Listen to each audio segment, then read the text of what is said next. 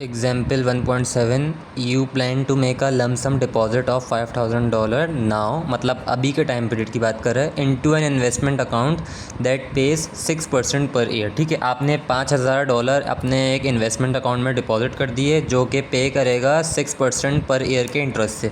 And you plan to withdraw an equal end of year amount of $1,000 for 5 years. मतलब आप जिस time period के ऊपर आपने इन्वेस्ट किए हैं 5,000, उस टाइम पीरियड के बाद जो साल का एंड आएगा आपने वहाँ उस वक्त $1,000 आपने विड्रॉ कर लेने, और आप यही काम करते रहोगे हर 5 साल तक। ठीक है, $1,000 आप निकालते रहोगे starting next year. At the end of the 6th year, जब छठा साल आ जाएगा, छठे साल का एंड आ जाएगा, you plan to close your account. आप अपना अकाउंट बंद करके जितना भी रिमेनिंग जितना पैसा होगा ना वो बाहर निकाल लोगे।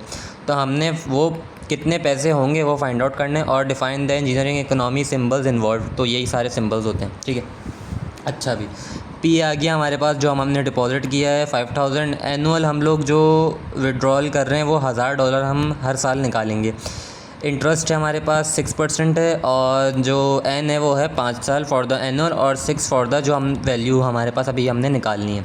तो इस तरह से एक चार्ट बना लिया है कि ज़ीरो हमने यहाँ से लिखा चूँकि तो अभी की टाइम पीरियड की बात करें, और फिर जो साल का एंड आएगा, जो पहला साल होगा, उसके अंदर फिर हम जो है विड्रॉ करना शुरू करेंगे। तो पहला साल ज़ीरो हमने डिपॉजिट किया, इंटरेस्ट भी अभी कुछ नहीं है, विड्रॉ भी कुछ नहीं है। अब साल का एंड आया पहले साल का, तो हमारा डिपॉजिट वही है, हमें 6% के इंटरेस्ट के ऊपर 5,000 का, जो 5,000 के डिपॉजिट के ऊपर जो 6% इंटरेस्ट मिला उसके अंदर हमें मिला है 300 मिला। लेकिन हमने यहाँ पे 1,000 विड्रॉ करने हैं हर साल, तो हमने बाकी के जो पैसे पूरे करने के लिए अपने डिपॉजिट में से निकाल लिए 700।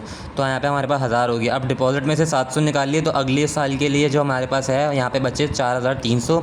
इसके ऊपर 6% इंटरेस्ट लगा तो इतना आया, लेकिन अब इसके अंदर भी 1,000 पूरे करने के लिए हम वापस से इसमें से निकाल लेंगे ताकि हमारे पास 1,000 पूरे हैं। तो हमारे पास अब 4,300 थे, अब हमारे पास हो गए 3,558। फिर इसके अंदर इंटरेस्ट लगा, और इसी तरह ये चलता रहा 5वें साल तक।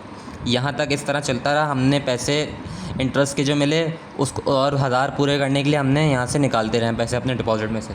फिर जब आखिरी साल आया तो हमारे पास बचे $1,054। ठीक है, उसके अंदर फिर इंटरेस्ट लगा 63.24 का, 6% का जो इंटरेस्ट है, मतलब वो इतने हमें मिले।